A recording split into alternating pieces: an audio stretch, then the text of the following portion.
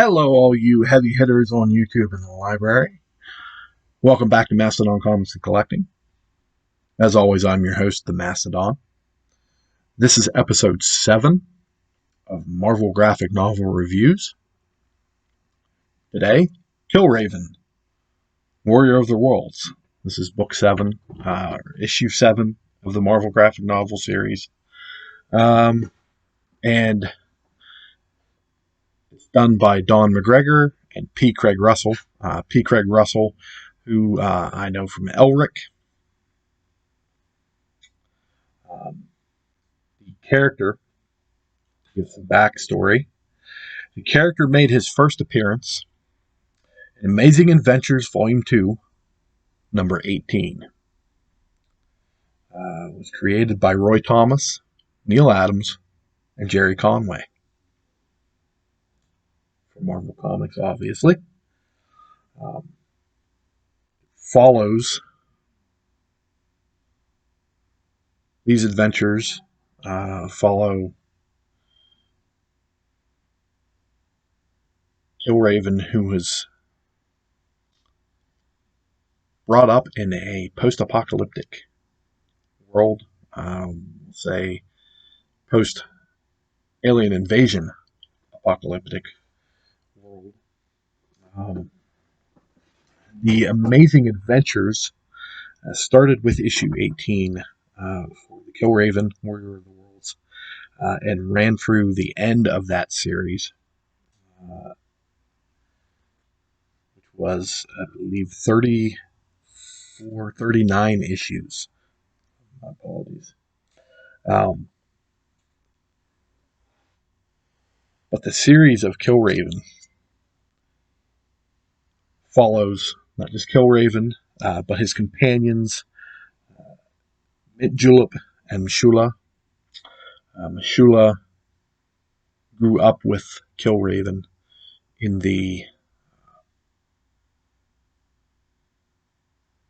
gladiator pens, we will say.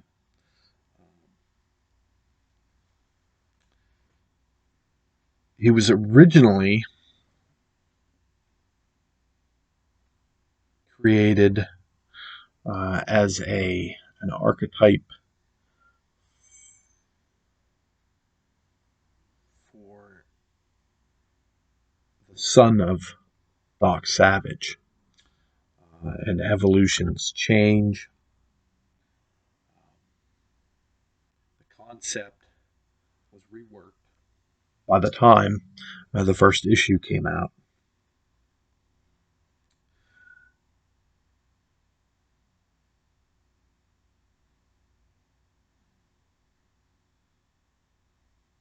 Neil did the first 11 pages with Howard Chaykin finishing it out. The second issue was fully written by Jerry Conway and followed in the third by Marv Wolfman. So a lot of our classic creators were involved with the Killraven story. At issue 21 and ending the series, Don McGregor took over. He was joined by such as Herb Trimpe, Rich Buckler, Gene Colan, and P. Craig Russell, who finished out the series. So it was kind of fitting that Don McGregor and P. Craig Russell would do this book, this graphic novel.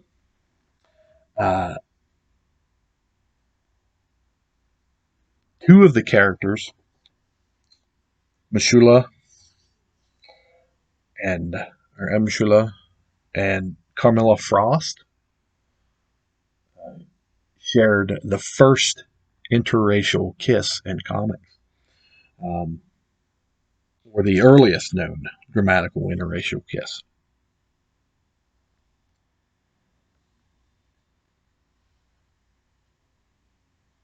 Other writers, such as Bill Mantlo and Joe Linsner, wrote one-shots and fill-in stories.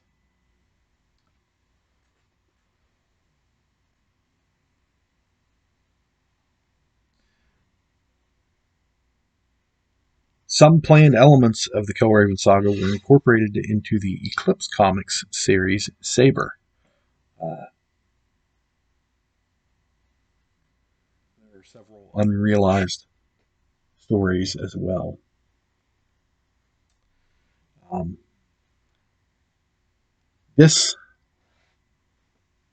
book follows Killraven and Shula and Carmilla and a number of other compatriots as they are on a journey to find Killraven's brother, Joshua. And in the process, there's little mini plots of story that grab a hold of you. You're like, oh, these they're like us, okay. Um, but in a sense, they're not really like us because again, it is a post-alien invasion. The Martians have invaded and enslaved the human race. There's pockets of rebellion, of which Killraven is a member of, and he is famous throughout uh,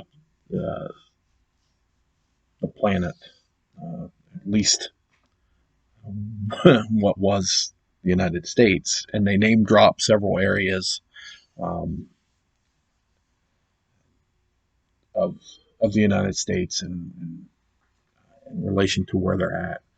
Um, Along the way, they meet a an older woman who was a professor. This is what happens when you try to do a review and you've only read a book once.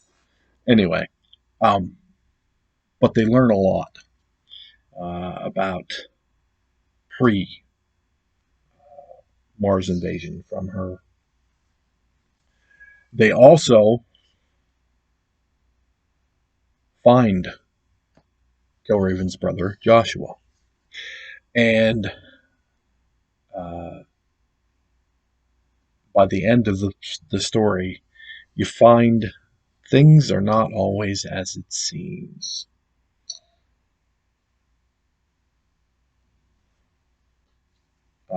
What I found was kind of neat about this book was at the beginning, uh, each of the main characters had their own bio page with specific information, like their registry files or whatever you want to say, dossier, which was a very nice compliment to the story. It gave you it gave you some backup so that you felt like you knew the characters a little better, especially if this was your first read, which this is my first Killraven. So um, as it is with many of the books in this series. Um, I thought the writing was very good. Don McGregor did a very good job, and having written the last 18 issues of the original series, he should have done a good job because he's kind of a veteran with this character by now. P. Craig Russell, uh, the same. I thought his art was very good. It was much better than that in the Elric saga. You can tell he uh, grew a little bit as an artist, um, as they should. You can see, you can tell it's his art. There is an improvement. It's not as, we'll say, distorted as Elric was.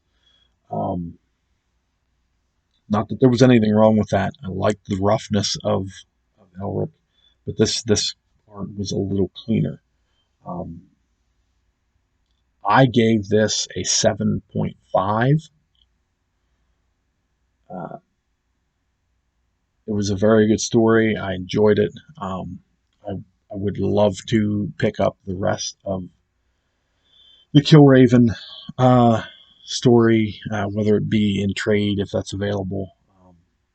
I'd love to pick up the Killraven stuff from Amazing Adventures, and read that if it's out there. Um, that's it for today's episode of Marvel Graphic Novel Reviews. If you like what you saw, please give it a thumbs up. Subscribe. Check out some of my other videos. Check out the other videos in the Marvel Graphic Novel reviews playlist. And please check these books out. I wouldn't be doing the reviews if I didn't think they were worth it. They're nice, very nice things. Very nice books to at least check out if they're available at your local library or in any other manner. Seek them out. I promise you, you won't be disappointed. In the meantime, keep collecting, keep reading, and keep sharing.